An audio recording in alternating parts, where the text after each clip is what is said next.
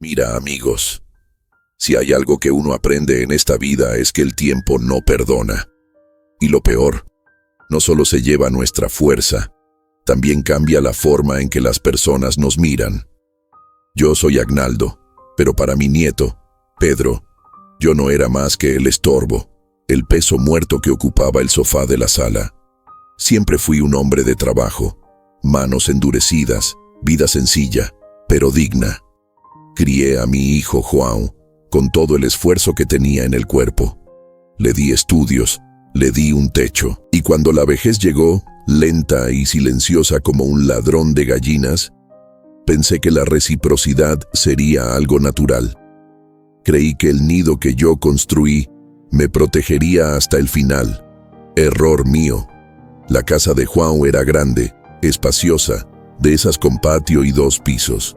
Pero para mí parecía un laberinto, donde cada rincón estaba hecho para que yo no encajara. Vendí mi casita, esa que tenía olor a café recién hecho, y la butaca que conocía el molde de mi espalda, para ayudar a Juan a pagar la última cuota del apartamento. Ese era el plan. Yo viviría con ellos. Tendría compañía, y ellos tendrían el consuelo de tener al padre cerca. Al principio, todo era fiesta. Abrazos, risas. Mi nuera, Marcia, me trataba con esa gentileza que parece hecha de azúcar. Pedro, mi nieto, era un chico de 10 años, siempre pegado a mí, queriendo escuchar las historias de cuando yo trabajaba en el campo. Pero el tiempo transformó el azúcar en amargura. Pedro creció, se volvió adolescente, y lo que antes era admiración se convirtió en impaciencia. Lo que era cariño se volvió silencio. Yo sé que soy lento, sé que mis piernas ya no responden como antes, y sé que, a veces, tardo demasiado para entender esas cosas que ellos llaman tecnología. Pero yo lo intentaba no molestar. Pasaba la mayor parte del día en la sala, en la esquina del sofá. Ese era mi reino, un cuadrado de 3x3 que yo no me atrevía a cruzar, salvo para ir al baño o a la cocina. La televisión quedaba encendida, pero yo casi no la escuchaba. El volumen tenía que estar bajo porque Pedro estaba estudiando o jugando en su cuarto. Marcia empezó a tratarme como a un objeto frágil, pero incómodo. Las comidas se servían en la mesa, claro, pero la conversación nunca llegaba hasta mí. Hablaban de cuentas, de viajes, de cosas del trabajo, y yo me quedaba allí, masticando despacio, sintiendo el peso de un silencio que solo yo cargaba. Juan, mi hijo, lo intentaba. A veces se sentaba a mi lado y me preguntaba cómo estaba, pero era rápido, apurado. Se veía en sus ojos el cansancio, la presión de Marcia, la vida que lo devoraba. Él me amaba, lo sé, pero ya no tenía espacio para defenderme. La gota que colmó el vaso no fue una gota, fue un balde de agua helada directo en mi cara. Ocurrió un martes. Me desperté con un dolor terrible en la cadera, de esos que te dejan inmóvil. Intenté levantarme para ir al baño, pero tambaleé y terminé apoyándome con fuerza en la mesita del centro. No se rompió nada, gracias a Dios, pero el vaso de agua que estaba allí cayó, y el agua se esparció por la alfombra persa que Marcia tanto cuidaba. Me quedé paralizado. Las manos me temblaban. Intenté agarrar el trapo del piso, pero el dolor me obligó a sentarme otra vez, jadeando. Fue entonces cuando él bajó. Pedro ya tenía unos 17 años. Era un muchacho grande, con esa postura de quien cree que lo sabe todo y no tolera el error de nadie. Llevaba los audífonos colgados del cuello y venía con cara de pocos amigos, porque yo había feito ruido. Miró el agua sobre la alfombra. Luego me miró a mí. «Abuelo, ¿qué desastre hiciste ahora?» Su voz fue como un trueno dentro de mi cabeza. «Perdóname, hijo. Tropecé. Yo casi no podía respirar». «¿Tropezó? ¿Otra vez?»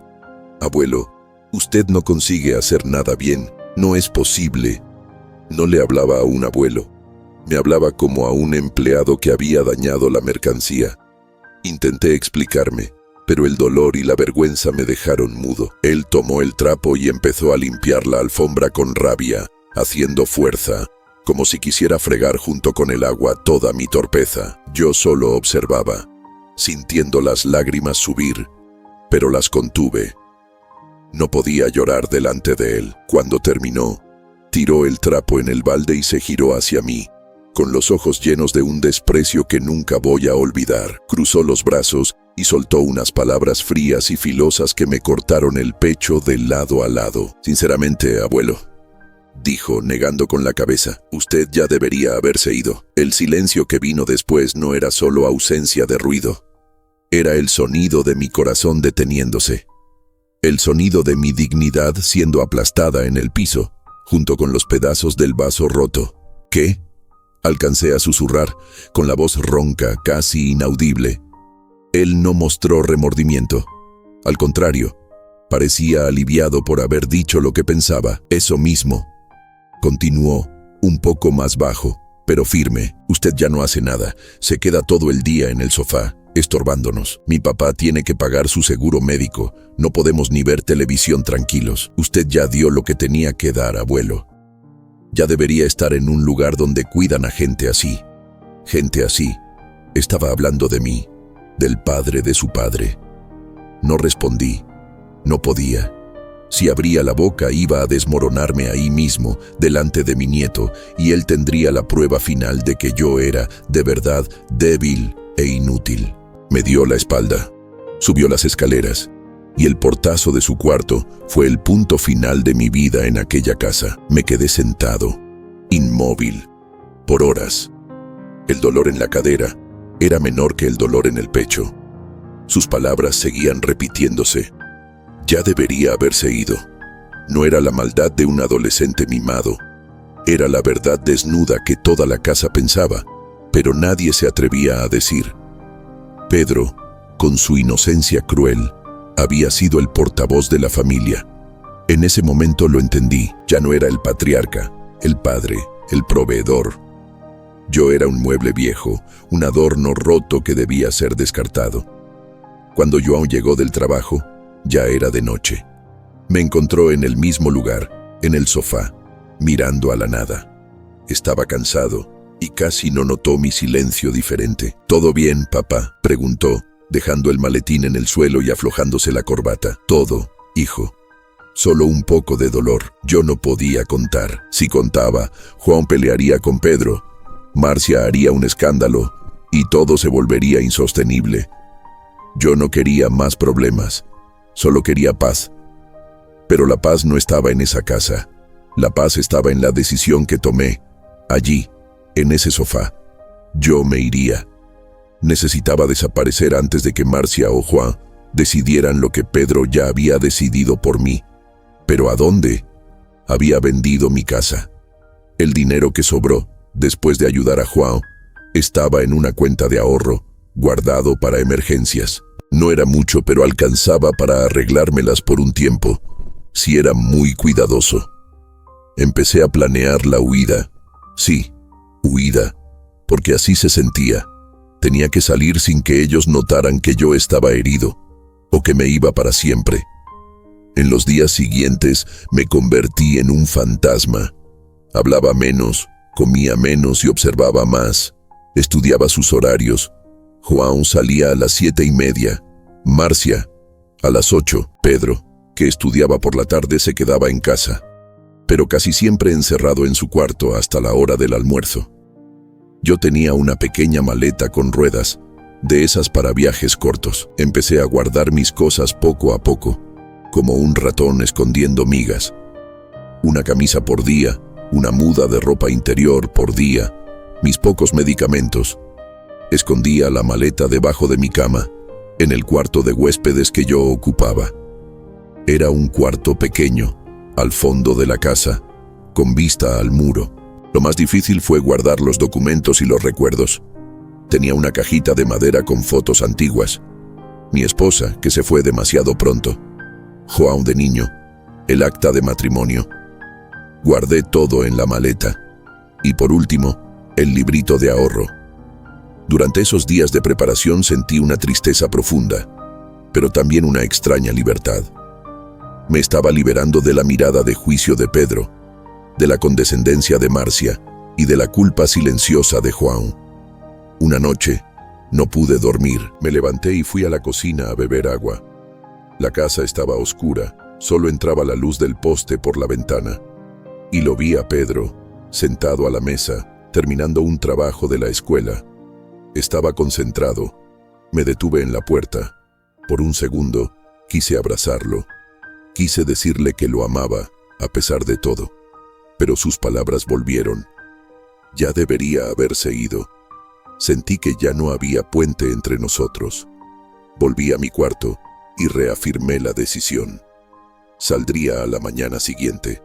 Era sábado. Juan estaría en casa, pero siempre iba a correr al parque bien temprano. Marcia dormía hasta tarde. ¿Y Pedro? Bueno, Pedro estaría en su propio mundo. Casi no dormí. Me levanté antes de que saliera el sol. Me di una ducha rápida. Me puse mi mejor pantalón y una camisa de franela, porque el día estaba frío. Estaba listo para mi nueva vida, aunque no sabía qué vida era esa. Tomé la maleta. Era ligera. Todo lo que tenía cabía allí. Abrí la puerta del cuarto despacio, cuidando de no hacer ruido. El piso de madera crujió y me quedé paralizado, esperando que alguien despertara. Nada. Bajé las escaleras despacio, agarrado del pasamanos. Cada paso era una despedida.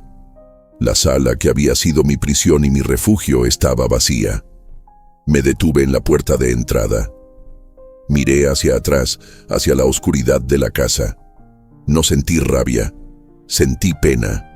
Pena de mí por haberme convertido en un peso y pena de ellos por tener que cargar con ese peso. Abrí la puerta, destrabé el portón y salí a la calle. El aire de la mañana era fresco y limpio. La calle estaba desierta. Arrastré la maleta y el ruido de las rueditas en el asfalto me pareció ensordecedor. No miré atrás. El primer desafío era la distancia. Yo no podía ir muy lejos caminando. Necesitaba un taxi o un autobús, pero no podía tomarlo allí enfrente, corriendo el riesgo de que Joao me viera regresar de su corrida. Caminé unas 10 cuadras hasta llegar a la avenida principal. Mis piernas protestaban, pero la adrenalina de la huida me empujaba. Cuando llegué a la parada de autobús, la ciudad ya empezaba a despertar. Me senté en el banco, jadeando, y abrí la maleta para sacar el dinero. No sabía a dónde ir. Necesitaba un lugar barato, lejos de aquel barrio elegante y donde nadie me conociera. Tomé el primer autobús que pasó, que iba al centro de la ciudad. Pagué el pasaje con la mano temblando. El chofer me miró con lástima, como si supiera que estaba huyendo de algo. Me senté al fondo del autobús, mirando el paisaje pasar. La vida que yo conocía quedaba atrás, y yo iba hacia lo desconocido. Sentía alivio, mezclado con miedo. En el centro, el bullicio era enorme. Gente corriendo, autos bocinando. Era lo opuesto al silencio opresivo de la casa de mi hijo.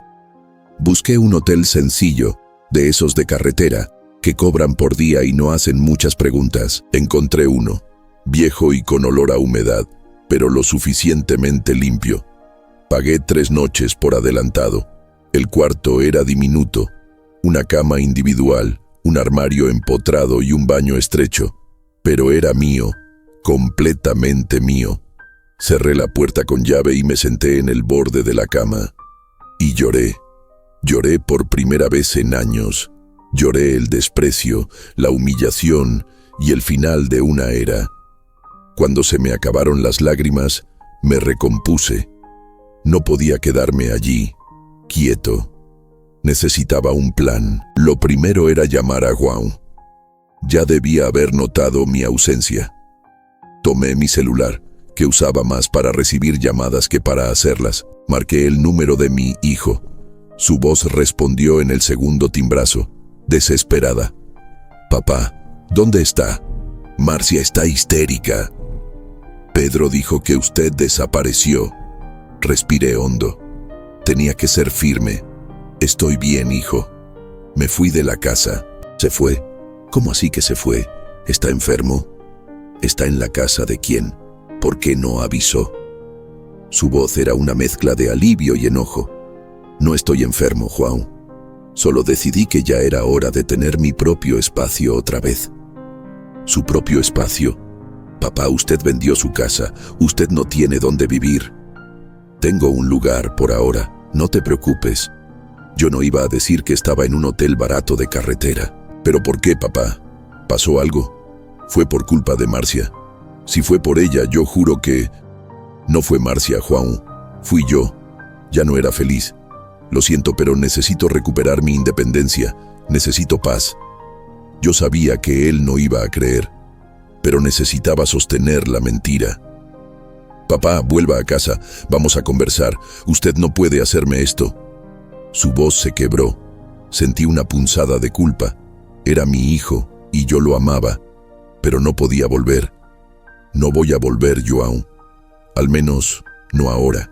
Quédate tranquilo, tengo mi dinero, voy a arreglármelas. No te preocupes, pero te pido algo, no vengas a buscarme, necesito este tiempo. Escuché la voz de Marcia al fondo, gritando. ¿Qué fue lo que dijo? ¿El viejo desapareció de verdad? Y entonces João habló, más bajo, herido. Me está abandonando, papá. Eso dolió. Yo, el abandonado, siendo llamado abandonador. No, hijo, me estoy salvando. Y te amo. Y colgué. Tenía que cortar el lazo rápido, antes de que la emoción me hiciera volver a mi cautiverio de lujo. Dejé el celular sobre la mesita y miré el techo húmedo. A partir de ese momento, estaba solo. Y la soledad, por más que asustara, era preferible a la humillación. Empecé a pensar en el futuro. Necesitaba un lugar permanente para vivir.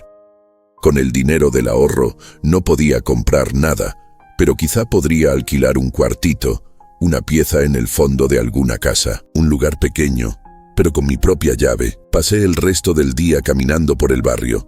Era una zona más popular, con casas antiguas y gente sentada en la vereda conversando.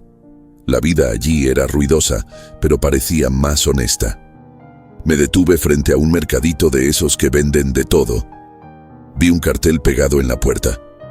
Se alquilan cuartos. Hablar con doña Aurora. Mi corazón dio un salto. Era una señal. Entré al mercadito. Era estrecho, con olor a condimentos y polvo. En el mostrador, una señora robusta, de cabello blanco y sonrisa cansada, estaba pesando harina. Con permiso, señora, dije. Vi el anuncio de los cuartos en alquiler. ¿Usted es doña Aurora? Ella levantó la vista y me observó. Tardó un poco, pero su sonrisa se abrió. Era una sonrisa sincera, muy distinta a la gentileza falsa de Marcia. Soy yo misma, hijo. ¿Qué necesita? Necesito un cuarto, doña Aurora. Un lugar para un hombre viejo y tranquilo, que solo quiere un poco de paz. Se secó las manos en el delantal y me invitó a sentarme. Usted parece buena persona, y tiene cara de alguien que escapó de un hospital o de una casa demasiado ruidosa. Sonreí, débil. Escapé de una casa muy ruidosa, doña Aurora, y de un nieto que pensaba que yo ya debía haberme ido. Ella no hizo preguntas, solo asintió, con la sabiduría de quien ya vio la vida pasar muchas veces. Tengo un cuartito en el patio. Es sencillo, pero independiente. Tiene un bañito y una cocinita, solo para hacer café y freír un huevo. El alquiler no es caro. Está a 10 minutos de aquí. ¿Quiere verlo? Acepté en el acto. El simple hecho de tener una cocina pequeña ya era un lujo. Podría preparar mi propio café, a la hora que quisiera, al volumen que quisiera. Doña Aurora cerró el mercadito un momento y me llevó al lugar. Era una casa antigua, con un portón de hierro oxidado y un patio lleno de plantas. El cuarto quedaba al fondo, junto al lavadero. Era exactamente como ella había descrito. Paredes simples, una ventana pequeña, pero limpia. Y la paz. Ah, la paz. ¿Cuánto es, doña Aurora? Ella dijo el precio. Era bajo. Podía pagarlo por meses sin apretarme. Me quedo con el cuarto, dije sin dudar. Pago el primer mes ahora mismo. Saqué el dinero de la cartera y en ese momento, sosteniendo los billetes, sentí que mi dignidad iba regresando, billete por billete. Yo tenía mi propio techo otra vez. Doña Aurora me entregó la llave. Era una llave grande y pesada, la llave de mi nueva libertad. «Usted parece cansado, Agnaldo», dijo, llamándome por mi nombre. «Descanse. Mañana hablamos de las reglas de la casa. Me alegra tenerlo aquí. Un hombre tranquilo siempre es bienvenido». Volví al hotel, pagué lo que faltaba y recogí mi maleta. En menos de una hora, estaba de regreso en mi nuevo hogar. Guardé mis pocas cosas en el armario. Puse las fotos de mi esposa en la pequeña mesita de noche. Me senté en la cama y miré por la ventana. El sol se estaba poniendo, tiñendo el cielo de naranja. Había perdido el confort, el lujo y la cercanía de mi hijo, pero había recuperado algo infinitamente más valioso: el derecho de existir sin pedir disculpas. Esa noche dormí el sueño de los justos, el sueño de quien no le debe nada a nadie. Pero la paz tenía un precio, y yo sabía que João no iba a rendirse tan fácilmente. Y lo que Pedro había dicho, que yo debía haberme ido, era apenas el comienzo. Yo estaba allí, pero la verdad seguía escondida, y vendría a buscarme. Mi vida estaba a punto de ponerse patas arriba otra vez, de una forma que jamás habría imaginado. Solo esperaba tener fuerzas para soportar lo que venía, porque la verdad, amigos, siempre encuentra su manera de aparecer, y muchas veces duele más que una despedida, y yo estaba a punto de descubrir que mi salida, esa que creí que era mi final, en realidad era el inicio de todo. Fin de la parte 1. El sueño de esa noche, amigos, fue el más profundo y reparador que tuve en años. Era como si me hubieran quitado un peso de 10 toneladas de encima. Desperté con el aroma de café de verdad, ese olor que entra en el alma y se queda. No era el café gourmet de Marcia, era el café fuerte y sencillo de Doña Aurora. La luz que entraba por la ventanita de mi cuarto era de un sol tímido pero cálido. Me levanté sin la prisa asesina de tener que esconderme en el sofá. Ya no era el estorbo. Era Agnaldo, el vecino del cuartito del fondo, con la llave en el bolsillo y el derecho de hacer ruido si quería. Doña Aurora, como había prometido, me recibió en su cocina, al lado del mercadito. Estaba friendo un huevo y me ofreció la mitad del pan. «Siéntese, Agnaldo. No tenga prisa. Ahora usted está en su casa, de verdad». Me senté y tomé ese café. Conversamos sobre el clima, sobre las plantas del patio, sobre nada importante. Y eso era todo. Era la ligereza que yo había perdido en la sala elegante de la casa de mi hijo. No podía quedarme sin hacer nada. Un hombre que siempre trabajó no sabe lo que es descansar de verdad. Yo tenía mi dinero, pero era para el futuro, no para gastar ahora. Y Doña Aurora estaba sola administrando el mercadito, que era bastante movido. «Doña Aurora», le dije después de unos días, «yo no sé estar ocioso. Si necesita a alguien que pese cosas, organice estanterías o simplemente converse con los clientes cuando usted está ocupada, yo ayudo. No necesita pagarme, solo necesito ocupar la cabeza». Ella me miró, desconfiada al principio, pero luego sonrió otra vez. «Me está ofreciendo trabajo gratis, Agnaldo. El mundo está perdido, pero todavía queda gente buena, ¿eh? Acepto la ayuda. Y arreglamos cuentas a fin de mes, aunque sea con unas bolsas de arroz y frijoles. No quiero a un hombre trabajador debiéndome favores».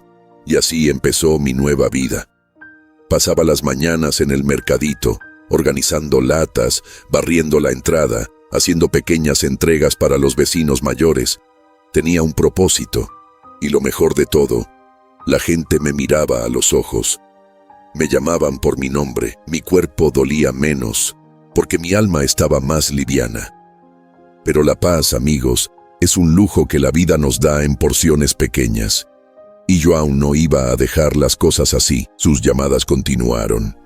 Primero desesperadas, después cargadas de chantaje emocional. «Papá, ¿qué voy a decirles a mis amigos? ¿Que abandoné a mi propio padre? Usted está manchando mi nombre». «João», respondí firme sentado en mi cama, mirando la foto de mi difunta esposa. Yo no estoy manchando tu nombre, estoy limpiando el mío. Y ya te dije, estoy bien. No te preocupes por lo que dicen los otros. Preocúpate por lo que dices tú. Él intentaba convencerme usando a Pedro como excusa. Pedro lo extraña, papá. Me preguntó si usted está enojado con él. Eso me apretó el estómago.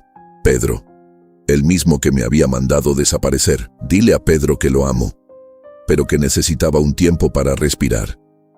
Y dile que no estoy enojado. Solo estoy viviendo mi vida. Yo sabía que estaba mintiendo para proteger a João, para que no tuviera que enfrentar la crueldad de su propio hijo. Pero la verdad era que sí estaba enojado. Y esa rabia me daba fuerza para mantener la distancia. Marcia me llamó una sola vez. Su voz era fría, calculadora. Agnaldo, João está sufriendo mucho. Esto no es justo. Usted tomó sus documentos y se fue sin avisar. ¿Qué quiere? ¿Dinero? Si es dinero podemos hablar. Ahí perdí la paciencia. Marcia, yo no quiero tu dinero. Quiero mi dignidad. Y si João está sufriendo, quizás debería dejar de preocuparse por dónde estoy y empezar a preocuparse por cómo me trataban. No me llames más. Y colgué. Por primera vez, sentí que tenía poder en esa relación. Yo era el único que no dependía de ellos. Pasé las semanas siguientes completamente metido en mi nueva rutina. El mercadito, las charlas con doña Aurora, el olor a comida casera. Me estaba curando, pero la vejez, amigos, siempre cobra su precio, y mi cuenta llegó en forma de un dolor persistente en el estómago. No era el dolor del desprecio, era un dolor real, físico, que no se iba con el té de boldo de doña Aurora. Necesitaba ir al médico, y para ir al médico necesitaba el seguro de salud que João pagaba. Y más importante todavía, necesitaba dinero para los exámenes y medicamentos, porque el seguro nunca cubre todo. Yo tenía que tocar el ahorro. Ese dinero que había sobrado de la venta de mi casa, guardado para mi vejez más extrema. Tomé el librito de ahorro que estaba guardado al fondo de la maleta. Tenía allí algunos ahorros, suficientes para varios meses, quizá hasta para un año, si era muy disciplinado. El banco quedaba en la zona central, no muy lejos de donde había tomado el primer taxi. Era un banco grande, moderno, lleno de vidrio y aire acondicionado. Me sentí fuera de lugar allí, con mis pantalones de franela y mi olor a condimentos del mercadito. Saqué un número. Me senté y esperé a que me llamaran. Cuando el panel mostró mi turno, fui hasta la caja con el corazón apretado. «Buenos días, hija», le dije a la cajera. «Quisiera hacer un retiro y revisar el saldo, por favor». Ella tomó el librito, digitó algunas cosas y la máquina comenzó a imprimir la actualización. El ruidito de la impresora sonaba como un tambor dentro de mi cabeza. Me entregó el librito y el comprobante del saldo. «¿Cuánto desea retirar, señor?», preguntó con esa voz profesional, sin emoción. Miré el papel y mi mano empezó a temblar tanto que el papel casi se me cayó. Tuve que apoyarme en el mostrador. «Señorita, algo está mal aquí. El saldo no era el que yo esperaba. Ni de cerca, era menos de la mitad. Casi el 70% de lo que yo había guardado, mi supuesto fondo de emergencia, había desaparecido». «¿Cómo que mal, señor?». La cajera empezó a impacientarse. Yo tenía mucho más dinero aquí. Vendí mi casa y dejé esta parte guardada. ¿Dónde está el resto?». Ella miró el sistema con más atención. «Señor, el extracto muestra retiros grandes». «Sí, y una transferencia. Fueron movimientos hechos hace unos 4 meses, enseguida después del último depósito». «¿4 meses? 4 meses atrás yo vivía en la casa de João, hundido en el sofá. Pero yo no hice ningún retiro. No tengo tarjeta de esta cuenta. Siempre venía con el librito». La chica frunció el ceño. Llamó al gerente, un joven de traje con cara de no dormir bien. Le expliqué todo otra vez. El gerente me llevó a una sala privada. Yo estaba pálido. El dolor en el estómago empeoraba. «Señor Agnaldo, voy a ser franco», dijo, revisando los papeles. Esta cuenta es una cuenta de ahorro conjunta. ¿Conjunta? No.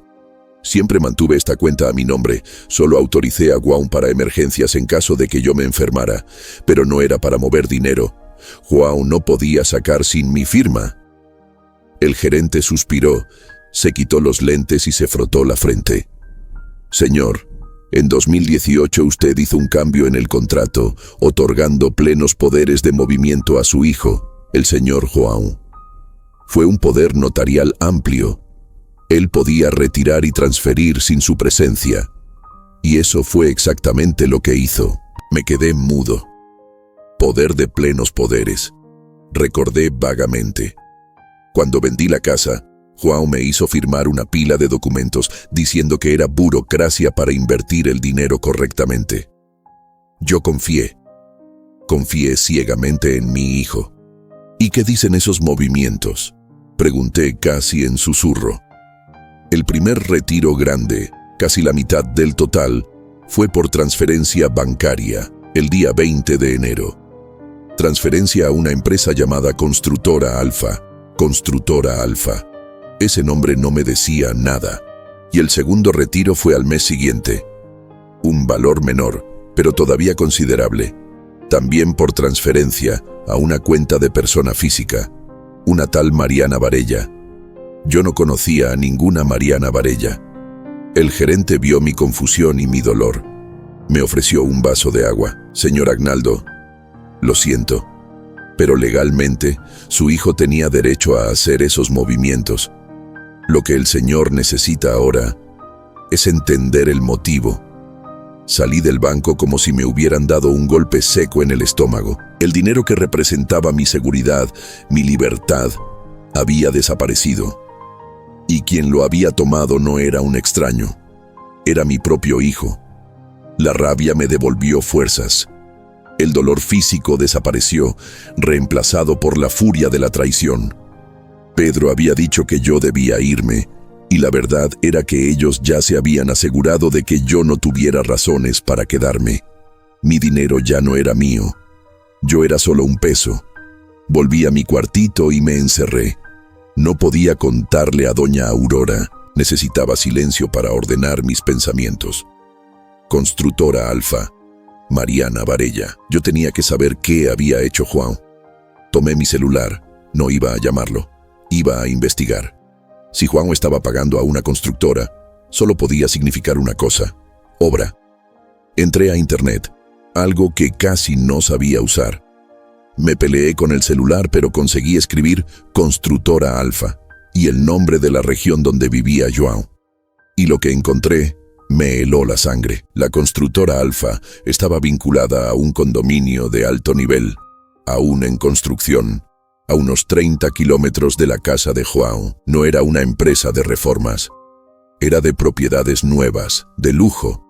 Llamé a la empresa, presentándome como un inversionista que quería saber sobre la situación de un familiar. La recepcionista, muy amable, revisó el sistema. Ah, sí, el señor João Silva. Hizo una excelente inversión. Pagó la entrada de un departamento de 120 metros cuadrados en el residencial Aguas Claras. Torre B. Es un inmueble que será entregado a finales de año. Usó la transferencia de enero para garantizar la compra. Mis piernas flaquearon. Tuve que sentarme al borde de la cama. João había usado mi dinero, el dinero de mi casa, no para pagar la casa donde vivíamos, como me dijo, sino para comprar una segunda propiedad, un departamento de lujo. ¿Y qué significaba eso? Significaba que la casa donde yo vivía con ellos, aquella casa grande, no estaba pagada. Y si no estaba pagada, ¿qué había hecho João con el dinero que le di, la mayor parte de la venta, para pagar el apartamento? Sentí un nudo en la garganta. Llamé a João, esta vez sin rodeos. Él contestó al primer timbrazo. Papá, ¿está bien? ¿Dónde está? Yo estaba preocupado. No vengas con eso, João. Mi voz salió ronca, pero firme. Estuve hoy en el banco, vi el extracto de mi cuenta de ahorro. Quiero que me expliques qué es Constructora Alfa y quién es Mariana Varella. El silencio del otro lado pesaba. Podía oír su respiración. Papá, yo puedo explicar. No es lo que usted está pensando. Estoy pensando que usaste el dinero de mi vejez para comprar un segundo departamento de lujo, Juan. Y que me hiciste firmar un poder de plenos poderes para poder robarme sin que yo me diera cuenta. Eso es lo que estoy pensando. Corrígeme si estoy equivocado. Él intentó defenderse con la voz baja, titubeante. Yo no robé, papá. Estaba invirtiendo. Era para nuestro futuro, para la seguridad de la familia. Nuestra familia. ¿En qué parte de esa seguridad entro yo, Juan? Yo no sabía de nada. ¿Me sacaste de la casa para poder usar el dinero que era mío sin que yo supiera? No, papá, yo no quería que usted se fuera. Pero el dinero tenía que usarse rápido. Era una oportunidad única. El departamento se iba a valorizar mucho y así podríamos vender la casa donde vivimos y mudarnos todos juntos al nuevo, con mucho más confort. Solté una risa seca, sin humor. ¿Confort? Ustedes me trataron como a un perro sarnoso. Me dejaron pudriéndome en un sofá, me humillaron y tu hijo me mandó a irme. Y todo eso porque tu dinero no alcanzaba para sostener tu ambición. Tú me usaste, Juan. Me usaste para comprar un futuro en el que yo no existía. Él empezó a llorar. Podía oír sus sollozos. Papá, por favor, juro que iba a reponer el dinero. Estaba esperando el bono de fin de año. Yo le iba a dar el departamento si era necesario. Pero Marcia me presionó mucho. Ella dijo que no podíamos perder esa oportunidad. Ah, Marcia, la sombra detrás de todo. ¿Y quién es Mariana Varella, Juan? ¿Quién es la persona que recibió el segundo retiro grande? Él dudó. El silencio volvió, más denso. Juan, respóndeme, ¿quién es ella? Ella es la abogada de Marcia, papá. Ella estaba resolviendo unos problemas que Marcia tenía con préstamos antiguos. Eran deudas que podían complicarnos la vida. Era urgente, lo entendí todo. Mi dinero no había sido usado para pagar la casa, ni para una inversión realmente segura. Había sido usado para dos cosas: para alimentar la ambición de lujo de mi hijo y de Marcia, y para tapar los agujeros financieros de mi nuera. Yo no era un estorbo, era una cartera ambulante que ellos habían exprimido hasta la última gota. No quiero hablar más contigo, Juan. No me llames. No me busques. Papá, no haga eso. Yo lo amo. Soy su hijo. Perdiste el derecho de llamarme papá, Juan. Elegiste a Marcia y al dinero en lugar de la decencia. Voy a buscar un abogado. Quiero mi dinero de vuelta. ¿Qué? Papá, no. Si el señor hace eso, Marcia me va a dejar. Voy a perderlo todo. Tú ya lo perdiste todo, hijo. Dije, y colgué. Estaba allí, en mi pequeña celda de libertad, con el corazón hecho pedazos, pero la mente clara. Había sido traicionado, y la traición era la explicación de todo el desprecio que había recibido. Pedro no me quería allí porque yo ya no servía. Había agotado mi utilidad financiera. Pasé el resto de la tarde pensando. Luchar en la justicia llevaría tiempo, costaría dinero y me haría sufrir más, pero no podía dejarlo pasar. Era mi dignidad lo que estaba en juego. A la mañana siguiente le conté todo a doña Aurora. Necesitaba desahogarme. Ella me escuchó en silencio mientras acomodaba las frutas en el mostrador. Cuando terminé, me miró con una tristeza profunda. Dios mío, Agnaldo, qué maldad. La avaricia destruye a las familias, ¿no? Ellos me usaron, doña Aurora. Y lo que más me duele es el silencio de Juan. Me miraba a los ojos y me mentía. Pero usted tiene pruebas. El extracto, el nombre de la constructora. El señor tiene que pelear, hijo. No es solo por el dinero. Es para mostrarles que su vida vale más que un departamento de lujo. Decidí que doña Aurora tenía razón. Necesitaba un abogado. Pero me quedaba poco dinero y los abogados son caros.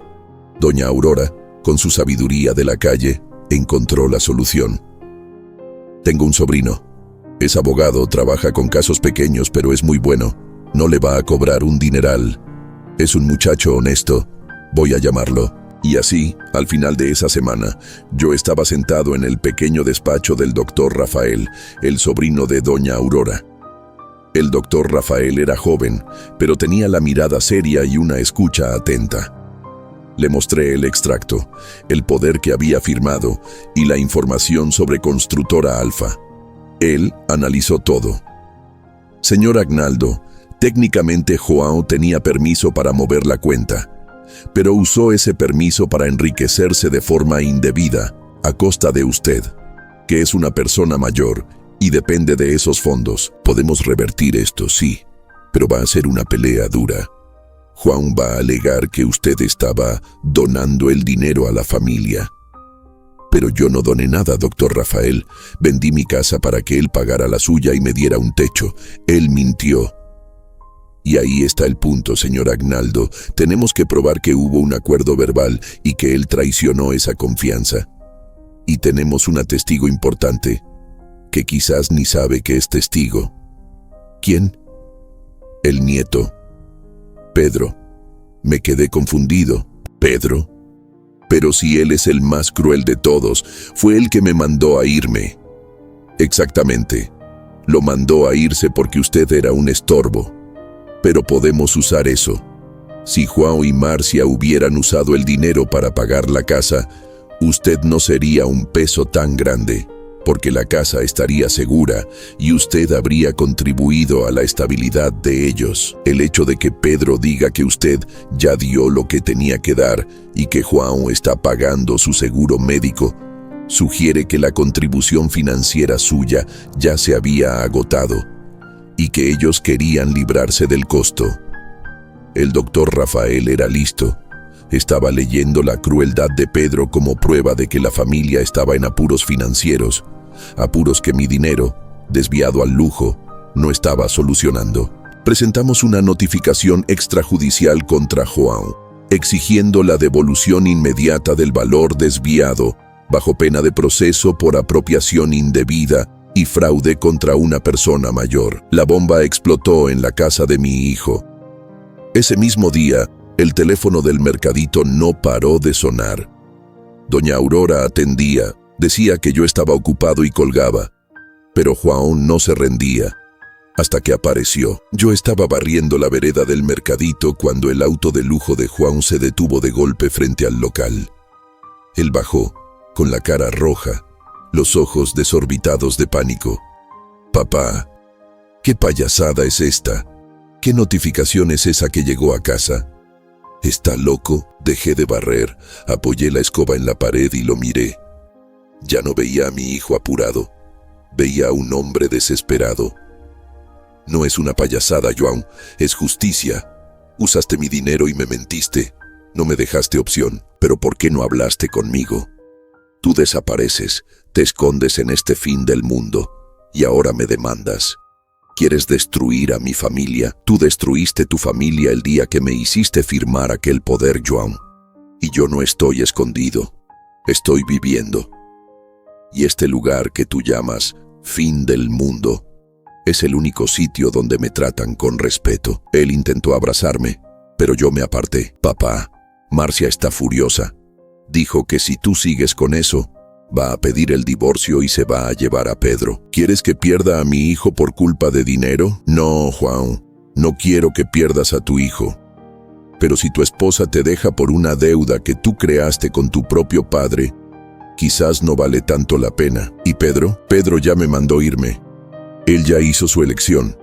La mención de Pedro lo golpeó como un rayo. «Pedro no quiso decir eso, papá. Es solo un adolescente mimado. No sabe lo que dice». «Sí sabía, João. Sabía que yo era un peso muerto. Y tú me convertiste en un peso muerto cuando me quitaste mi única seguridad». Él se derrumbó allí mismo, en la vereda. Se sentó en el suelo y se tapó la cara con las manos. «Papá, perdóname. Yo estaba bajo mucha presión. Marcia, ella es muy exigente. Quería un nivel de vida que yo no podía darle. El departamento de lujo era para impresionar a los clientes de ella, y la deuda que tenía era enorme. Yo usé tu dinero para salvarnos, para mantener mi matrimonio. ¿Y sacrificarme en el proceso? Pensé que usted no lo necesitaría. Usted vivía con nosotros, el seguro de salud estaba pago. Yo iba a reponerlo, lo juro. Sentí pena, pero la pena no podía cegarme otra vez. Lo que hiciste fue robo, Juan. Y ahora tendrás que responder por eso.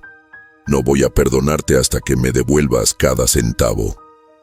Él levantó la mirada, con los ojos llenos de lágrimas. ¿Y si no puedo devolverlo? El dinero ya se usó. Si trato de vender el departamento ahora, pierdo la entrada. Y Marcia me mata. Ese es tu problema, Joan, no el mío. Yo te di la vida.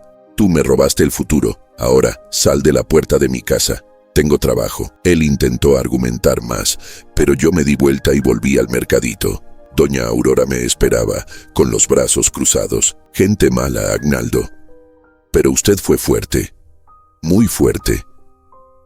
La notificación judicial era el primer paso, pero la verdad completa aún estaba por llegar. Yo sabía que la historia del departamento de lujo y la deuda de Marcia era solo la punta del iceberg. Había algo más. Algo que explicaba la crueldad de Pedro. Algo que el doctor Rafael no había visto en los documentos. Y ese algo apareció de repente, traído por una persona que jamás habría esperado ver.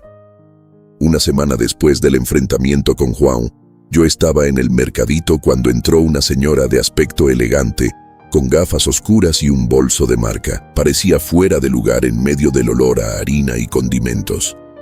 Se quitó los lentes y me miró fijamente. La reconocí al instante.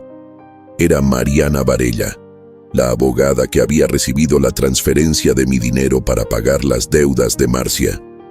Vino directamente hacia mí. ¿Usted es Agnaldo Silva? Yo mismo. ¿Qué desea? Miró alrededor, nerviosa. Necesito hablar con usted en privado.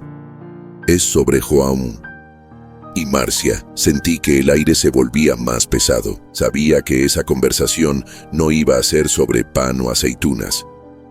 La llevé a mi cuartito del fondo. El doctor Rafael me había orientado a grabar cualquier conversación importante, así que encendí el celular en modo grabación, discretamente. Mariana Varella estaba visiblemente alterada.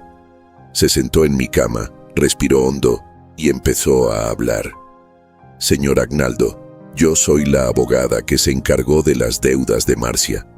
Fui quien recibió el dinero de la transferencia de su hijo. Y sé que usted está demandando a Juan. Sí. Y usted, por haber recibido dinero de origen dudoso, también puede ser llamada al proceso. Ella tragó saliva. Lo sé. Y por eso estoy aquí. No duermo tranquila desde que supe que usted estaba en la justicia. Yo no soy una abogada deshonesta, solo seguí instrucciones. Pero lo que descubrí, y que me hizo venir, es mucho más grave que la apropiación de su dinero. Sacó un sobre manila arrugado de su bolso. Cuando estaba reorganizando los documentos de Marcia, encontré esto. Pensé que usted tenía derecho a saberlo. Me entregó el sobre. Adentro había un documento oficial, timbrado y firmado. Era una partida. Empecé a leer y con cada línea, la vista se me nublaba más. La respiración se me trabó en el pecho. Era una partida de nacimiento. No era la de Pedro. Era la partida de nacimiento de una niña, de 3 años atrás. Y el nombre del padre, en la partida, era João Silva. Y el nombre de la madre no era Marcia, era Karina Meneses. Leí y releí. Mi nieto Pedro no era el único hijo de Juan. Y Juan estaba manteniendo una familia paralela a espaldas de Marcia. ¿Qué es esto, Mariana? Mi voz era apenas un ruido. Señor Agnaldo, Juan tiene otra hija, una hija fuera del matrimonio. Él está pagando manutención y mantiene un departamento para Karina y la niña. Y por eso estaba tan desesperado por dinero. El departamento de lujo, la deuda de Marcia y en medio de todo, una amante y una hija secreta. El dinero que usted dio para pagar la casa, continuó la abogada mirando al suelo, fue usado en gran parte para comprar el departamento de lujo, sí. Pero João planeaba divorciarse de Marcia e irse a vivir con Karina cuando el departamento estuviera listo. Marcia descubrió la infidelidad a finales del año pasado, y ahí empezó el infierno. Estaba en shock. Mi hijo era un traidor, un mentiroso, y vivía una doble vida. Marcia lo descubrió y lo amenazó con exponer todo y quedarse con Pedro. Lo obligó a usar su dinero para cubrir las deudas de ella, como castigo, y le exigió que jamás se fuera de la casa. Lo tenía en sus manos, señor Agnaldo. La verdad, amigos, no era solo sobre dinero. Era sobre una red de mentiras e infidelidad que había convertido la casa de João en un campo de batalla. ¿Y la crueldad de Pedro? Y Pedro, Mariana, ¿por qué me mandó irme? La abogada me miró con lástima. Pedro sabe todo, señor Agnaldo. Escuchó las peleas. Vio a su padre llorando. Sabe que la familia se está desmoronando y lo vio a usted como la causa indirecta del problema. Porque en la cabeza de él, si usted hubiera dado más dinero o si usted no estuviera allí, quizá las cosas serían más fáciles para el padre. Pedro no lo odia. Odia la situación. Y usted era el blanco más fácil. El desprecio de mi nieto no era por mis piernas débiles ni por mi lentitud. Era el grito de dolor de un muchacho que veía su casa desmoronarse por la avaricia y la traición del propio padre, y que en su confusión pensaba que el abuelo era la pieza sobrando en el tablero. Yo no era el estorbo, era la cortina de humo. Le di las gracias a Mariana Varella, que salió aliviada por quitarse ese peso de encima. Me quedé allí, sosteniendo la partida de nacimiento, el nombre de mi nieta secreta y la grabación de la confesión. Yo tenía la verdad, una verdad fea, sucia, pero completa, y ahora sabía exactamente qué hacer. Yo no iba a solo pedir mi dinero de vuelta, iba a desmascarar la farsa, no solo para salvarme a mí, sino para rescatar lo que quedaba de mi familia. ¿Y Pedro? Pedro por fin entendería por qué su abuelo se había ido, y por qué su vida era una mentira. El juego había cambiado, y yo estaba listo para jugarlo. Tenía todo lo necesario para empezar la tercera y última parte de esta historia. Tenía la dignidad, la paz y la verdad en la palma de la mano. Tenía la verdad en la palma de la mano. Pero era una verdad que pesaba más que todo el dinero del mundo. No se trataba solo del robo. Se trataba del desvío de carácter de mi hijo y de la podredumbre que se había instalado en aquella casa. Volví con el doctor Rafael, el sobrino de doña Aurora, con el sobre y la grabación. Él escuchó todo, boquiabierto, moviendo la cabeza. Señor Agnaldo, dijo cerrando su cuaderno, usted no tiene solo un caso de apropiación indebida, tiene una bomba atómica. João no solo usó su dinero, también lo usó a usted para encubrir su doble vida. Lo que hizo Marcia fue chantaje y lo que hizo João fue fraude familiar. Con esta grabación y esta partida no necesitamos un proceso largo. Podemos obligar a João a pagar rápido. ¿O entrego esto a Marcia? No, doctor Rafael, lo interrumpí. No vamos a entregárselo a Marcia. No quiero la venganza de ella. Quiero la paz y la verdad, de una vez por todas. Mi plan era simple, pero arriesgado. Iba a usar la verdad para desmontar la farsa y garantizar mi futuro, sin destruir por completo a João. Al fin y al cabo, él era el padre de mi nieto y de esa niña que yo ni siquiera conocía. Enviamos una nueva notificación a João, citándolo a él y a Marcia para una reunión de última oportunidad de acuerdo en el despacho del doctor Rafael. Yo insistí en que Marcia estuviera presente. Ella necesitaba escuchar lo que yo tenía para decir. El día de la reunión llegó. Estaba nervioso, pero firme. Me puse la camisa de franela, bien planchada por doña Aurora, y fui con el doctor Rafael. Cuando entramos al despacho, João y Marcia ya estaban allí. Parecían dos estatuas de mármol, fríos, tensos. João estaba pálido. Marcia mantenía su pose de reina ofendida. «Qué bueno que vinieron», empezó el doctor Rafael, profesional. «El señor Agnaldo está dispuesto a evitar un proceso largo y, francamente, muy doloroso para todos. Pero para eso, ustedes tienen que aceptar las condiciones de reparación total». Marcia no aguantó. Golpeó la mesa con la mano. «¿Reparación? Este viejo está delirando. Se fue de la casa por su propia voluntad y ahora quiere extorsionar a João. El dinero que él nos dio fue una contribución familiar. No tiene prueba de nada». «Ah, pero sí tengo, Marcia», dije por primera vez, con una calma que me sorprendió a mí mismo. Saqué el celular del bolsillo y puse la grabación de Mariana Varela. El despacho se quedó en silencio, salvo por la voz de la abogada, clara y directa, explicando cómo João había usado el dinero para el departamento de lujo y principalmente para pagar sus deudas, las de Marcia. El rostro de Marcia se puso blanco. João cerró los ojos, en agonía. Cuando la grabación terminó, Marcia se levantó furiosa. «Eso es un montaje, es ridículo, estás tramando todo esto contra nosotros, viejo inútil».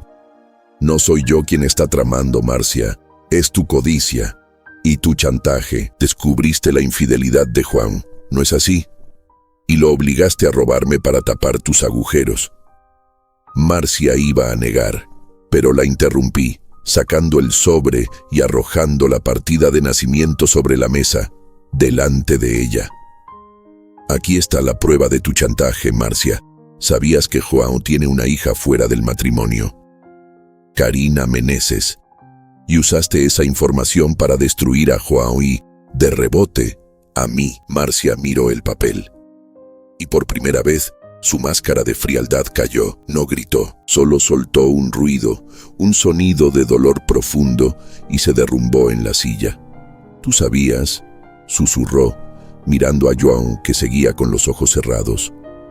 «¿Planeabas dejarme por esa cualquiera y usaste el dinero de tu padre para comprar nuestro futuro?». João abrió los ojos. Estaban llenos de lágrimas, pero también de una amarga sensación de alivio. «Sí, Marcia, iba a dejarte. Usé el dinero, le mentí a mi padre, hice todo mal, pero lo hice porque tú me estabas ahogando. Ya no soportaba esta vida de mentira y de lujo que tú inventaste». La discusión que siguió no fue sobre el dinero. Fue sobre el matrimonio, la traición, el tiempo perdido. El doctor Rafael y yo observamos el espectáculo del derrumbe. Cuando Marcia por fin se recompuso, tomó su bolso y se dirigió a la puerta. «Me voy a llevar a Pedro», dijo con voz cargada de odio. «Y tú, João, te vas a arrepentir de esto. Voy a pedir todo lo que tengas. No te vas a llevar a Pedro». Intervine. «Pedro va a saber la verdad. Tiene que saber por qué su abuelo se fue. Y tiene que saber quién es su padre, de verdad». Marcia salió, cerrando la puerta de golpe. João se quedó solo, hecho un trapo en la silla. El doctor Rafael aprovechó para ser preciso. «João, tenemos pruebas de tu fraude. Marcia probablemente te va a demandar ahora. Si el señor Agnaldo también entra con la acción, tú pierdes el departamento de lujo, pierdes lo que te queda y todavía puedes responder por fraude contra un anciano. La única salida es reparar inmediatamente al señor Agnaldo, y eso es lo que vamos a hacer ahora». El acuerdo se redactó allí mismo. João aceptó vender el departamento de lujo de inmediato, lo que cubriría la mayor parte de la deuda, y transferir el valor restante en cuotas cortas, garantizadas con parte de su salario.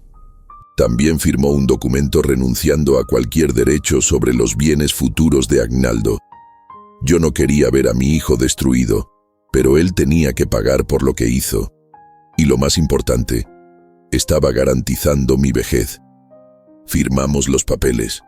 João apenas podía sostener la pluma. «Papá», dijo levantando los ojos hinchados, «lo siento mucho, te lo juro». «Yo sé que lo sientes, João, pero el arrepentimiento no borra lo que hiciste. Te perdono como hijo, pero ya no confío en ti como hombre. Quiero que pongas tu vida en orden y que seas honesto con Pedro. Salí del despacho del doctor Rafael con una sensación de victoria, pero también de duelo. Había recuperado mi dinero, pero había perdido a mi hijo. Volví al mercadito y se lo conté a doña Aurora. Ella me abrazó. Usted hizo lo correcto, Agnaldo. La verdad duele, pero cura, pero todavía faltaba la última pieza. Pedro. Yo necesitaba hablar con él. Necesitaba que entendiera que aquel ya debería haberse ido suyo. Por más cruel que hubiera sido, había sido el despertar que me salvó. No llamé. Fui hasta la casa. Era domingo por la tarde. Marcia se había llevado a Pedro a la casa de su madre, pero yo sabía que volverían. Necesitaba ser rápido. Llegué a la puerta y golpeé. João abrió. Tenía cara de no dormir hacía días. «Papá, ¿qué hace aquí? Marcia puede llegar en cualquier momento». «Vine a ver a mi nieto, João. ¿Dónde está?» Pedro estaba en la sala, jugando videojuegos, intentando aislarse del caos. Me vio y detuvo el juego. Su mirada era de sorpresa, mezclada con esa vieja impaciencia adolescente. «¿Abuelo?» «Hola, Pedro». João intentó intervenir. «Papá, ya hablamos de esto. Yo se lo voy a contar, pero tú no vas a contar nada, João. Yo le voy a contar. Sube, por favor. Necesito 5 minutos a solas con él». João, por primera vez, obedeció sin discutir. Subió las escaleras, dejándonos solos en la sala que había sido mi cautiverio. Me senté en mi lugar de siempre, en la esquina del sofá. Pedro me miraba, curioso y a la defensiva. «¿Qué quiere, abuelo? Mi papá dijo que nos está demandando». «Sí, es verdad, y vine a explicarte por qué, Pedro. Tú me dijiste algo muy importante hace unos meses. Dijiste que yo ya debería haberme ido». Él bajó la cabeza, avergonzado. «Abuelo, perdón. Yo estaba nervioso. No quería decir eso». «No, hijo. Sí querías decirlo. Y tenías razón. Yo debí haberme ido. Y te doy las gracias por haber tenido el coraje de decirme la verdad. Porque si tú no la hubieras dicho, yo habría seguido aquí. Y la verdad nunca habría salido a la luz». Respiré hondo y lo miré a los ojos. Ya era casi un hombre. Tú me veías como un peso, Pedro. Como un viejo que solo estorbaba.